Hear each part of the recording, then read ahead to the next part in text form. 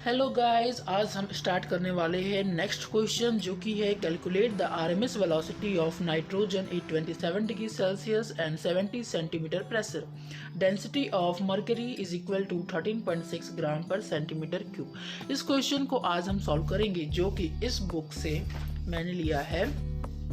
This question, ये वाला question यहाँ पर आप देख रहे होंगे, यहाँ पर किसी और फार्मूला से बनाया गया, किसी और मेथड से बनाया गया, लेकिन हम जो बनाने वाले हैं वो इजी मेथड से बनाने वाले हैं। आंसर आपका सेम ही आएगा, तो आप इसको एंजॉय करें और इस मेथड से हम अगले वीडियो में बताएंगे अगर आप कमेंट करते हो तो, नहीं तो फिर आप इजी मेथड से आप इसको बनाओ। ठीक है, स्टार्ट करते हैं इस क्वेश्चन के आंसर को। सबसे पहले क्वेश्चन आप लोग देख लीजिए, क्वेश्चन कौन सा है। Calculate the RMS velocity of nitrogen at 27 degree Celsius and 70 centimetre pressure. यानी कि नाइट्रोजन के लिए हमें आरएमएस वेलोसिटी निकालनी है जिसमें 27 डिग्री सेल्सियस जो है वो हमारा टेम्परेचर दिया हुआ है और 70 सेंटीमीटर जो है वो हमारा प्रेशर दिया हुआ है। यहाँ पर हमारा डेंसिटी का कोई भी यूज नहीं होगा इस मेथड के लिए। ठीक है, तो हम क्या लिखेंगे, सबसे पहले हम लिखेंगे गिवन, हमारे पास क्या क्या दिया हुआ है।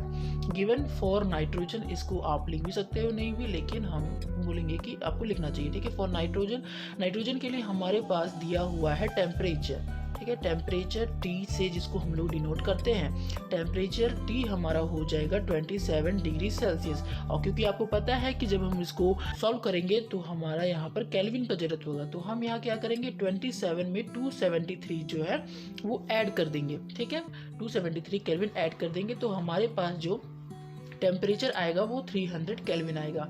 तो हमारे पास अब जो टेम्परेचर है वो 300 केल्विन है और इसी का यूज जो है हम लोग आगे करने वाले हैं। अब हमें नाइट्रोजन में और एक क्या दिया हुआ है, नाइट्रोजन का प्रेशर दिया हुआ है P इज इक्वल टू हमारे पास है 70 सेंटीमीटर।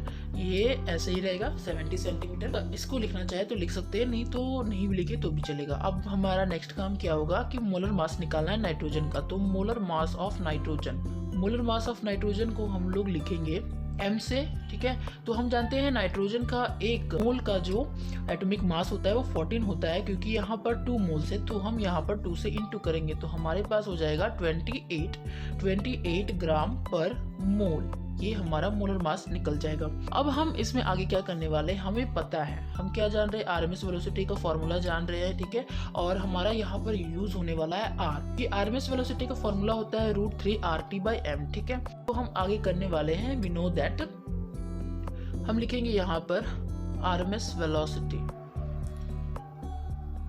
इसमें जो फॉर्मूला होता है VRMS, इसको इस तरह से लिखते हैं। यहाँ पर हमारा फॉर्मूला हो जाएगा √3RT/m। तो हमारा यहाँ पर T दिया हुआ है। ठीक है, टेम्परेचर हमने 300 केल्विन निकाल रखा है, M नहीं है हमारे पास। प्रेशर का जो है यूज़ शायद ही हो सकता है, लेकिन यहाँ पर ना इसका यूज़ होने वाला है और ना ही जो डेंसिटी दिया हुआ है इसका यूज़ होने वाला है। हमें मोलर मास चाहिए, ये हमने फाइंड कर लिया। अब हमें पता है R पता है हमें, यूनिवर्सल गैस कांस्टेंट R। ठीक है, इसमें 3-4 वैल्यू होती है R की, तो हम यहाँ पर यूज करने वाले हैं 8.314 जूल पर केल्विन पर मोल। इस वैल्यू को जो है हम लोग यूज करने वाले हैं, क्योंकि आप देखो यहाँ पर हमारा ग्राम में है। ठीक है, जूल को हम चेंज करेंगे, हमें पता है जूल का जो फॉर्मूला होता है वो होता है हमारा केजी मीटर पर सेकेंड। जूल को हम बाद में जाकर इस वैल्यू में चेंज करेंगे, दैट्स वाई हमने यहाँ पर R की वैल्यू ये ली है। इसमें हमने 0. लीटर ATM यहाँ पर कुछ आएगा नहीं क्योंकि वॉल्यूम हमारे पास है नहीं, तो इसलिए ये जो हमारी दूसरी जो फेमस वैल्यू है इसको यहाँ पर लेकर के चलना है। तो अब हम लिखेंगे यहाँ पर हमारे पास, क्योंकि है CRMS या फिर VRMS। ठीक है, VRMS is equal to √3RT/m जो इसका फॉर्मूला है। इसमें सारे के सारा जो भी वैल्यू है उसको हम पुट करते हुए चलेंगे। ठीक है, हमारे पास रूट आ जाएगा। ठीक है, 3 का 3 रहेगा। R की वैल्यू जो है हमारे पास 8.314 जूल पर केल्विन पर मोल है। यूनिट के साथ लेकर के चल रहे हैं ताकि आपको कंफ्यूजन ना हो कि कहाँ पर क्या चेंज होने वाला है, आगे बहुत सारी चीज़ें आएंगी। ठीक है, यहाँ पर 300 केल्विन हो जाएगा। उसके बाद हमारे पास जो मोलर मास है वो हमारा हो जाएगा 28 ग्राम पर मोल। तो ये मोल से ये मोल कट जाएगा, ये केल्विन से ये केल्विन कट जाएगा। तो हमारे पास अब जो भी बच गया है उसको हम लिखेंगे, हमारे पास वैल्यूज हो गई 3 इंटू 8.314 जूल इंटू में हमारा 300 हो जाएगा और बाय 28 ग्राम। ठीक है, ये सब कट गया तो हमारे पास जूल बच गया और नीचे में ग्राम बच गया है। अब यहाँ पर नेक्स्ट स्टेप क्या होगा कि ये पॉइंट को जब हटाएंगे तो हमारा यहाँ पर नीचे में 1000 हो जाएगा। ठीक है, तो ये 2 और ये 2 0 कट जाएगा। अब हम क्या करेंगे, गुना करेंगे। यहाँ पर अब एक काम और कर सकते हैं, ये जो 10 है इसको आप इससे डिवाइड कर दो। ठीक है, डिवाइड करोगे तो हमारे पास वैल्यू हो जाएगी 3 इंटू 831.4, क्योंकि इस 10 को इसमें हम लेकर के गए तो यहाँ पर पॉइंट आ जाएगा। ठीक है, आई थिंक आपको समझ में आ रहा होगा। और अब यहाँ पर ये 3 बच गया है और हमारे पास 28 ग्राम और ये जूल में है। यहाँ तक होने के बाद अब यहाँ पर हमें गुना करते हुए चलना है। यहाँ से चीज़ें आसान हो गई है, आगे अब देखते हैं। हमारे पास जो वैल्यू आई थी वो आई थी √3 इंटू 831.4 जूल इंटू 3 बाय 28 ग्राम। अब यहाँ पर हम क्या करेंगे, पहले ये 3 से इसको इंटू कर लेते हैं हम, तो हमारे पास जो वैल्यू आएगी वो आएगी 2494.2 जूल इंटू में 3 जो है वो बच गया है बाय हमारे पास 28 ग्राम अभी भी है। अब इस वैल्यू को 3 से इंटू करते हैं तो हमारे पास आएगा 7482.6 जूल बाय 28 ग्राम। हम यहाँ पर क्या कर सकते हैं, 7482.6 जूल जो है।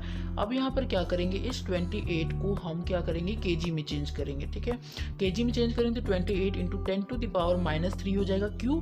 क्योंकि 1 केजी में 1000 ग्राम होता है, तो 10⁻³ हम लिख सकते हैं और ये हमारा केजी हो जाएगा। इस 28 इंटू 10⁻³ को हम क्या लिख सकते हैं, इसको हम लिख सकते हैं, सबसे पहले तो ऊपर की जो वैल्यू है वो सेम रहेगी, नीचे की जो वैल्यू है 28 × 10⁻³ इसको हम लिख सकते हैं 0.028 kg। ठीक है, यहाँ से अब आसानी हो जाएगा हमें डिवाइड करने में। अब आप इस वैल्यू को करोगे डिवाइड, ठीक है, इसको जब डिवाइड करोगे तो हमारे पास एक वैल्यू आएगी, वो है 267235.71 जूल रहेगा और ये ऊपर में जाएगा केजी पर केजी, जूल पर केजी। ये वैल्यू हमारे पास इसको सॉल्व करने से आएगी। सबसे पहले हमने यहाँ पर ग्राम को केजी में चेंज किया है और फिर हम इसको डिवाइड कर देंगे। अब इसको रूट में निकालोगे ना तो रूट में इसकी वैल्यू निकलेगी 116.95, राउंड ऑफ करके निकाला है तो 116.95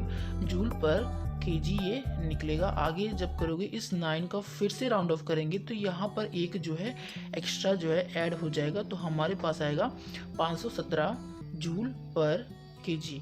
अब जैसा हमने बताया था कि जूल की वैल्यू जो है उसको हमें चेंज करनी है। जूल की जो वैल्यू थी वो थी क्या, केजी मीटर पर सेकेंड, और ये बाय में जो केजी है पर केजी। ठीक है, इस केजी से ये केजी जो है वो कट जाएगा तो हमारे पास जो वैल्यू आएगी 517 मीटर पर सेकेंड। इस मीटर को हम क्या करेंगे, इस मीटर को हम चेंज करेंगे सेंटीमीटर में, तो हमारे पास हो जाएगा 517 मीटर में चेंज करेंगे। 1 मीटर बराबर होता है 100 सेंटीमीटर, तो यहाँ पर हम 100 से इंटू कर सकते हैं और ये पर सेकेंड हो जाएगा।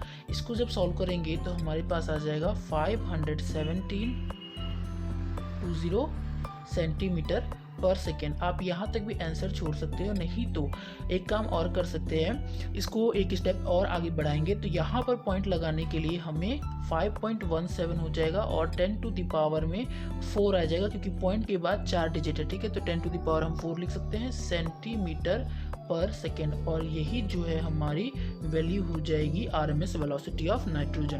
तो this is the final value of RMS velocity of nitrogen. आप इसको लिख सकते हो, so the RMS velocity of nitrogen is 5.17 × 10 to the power 4 centimetre per second. आप यहाँ पर भी आंसर छोड़ सकते हो, नहीं तो एक स्टेप आगे भी बढ़ सकते हो।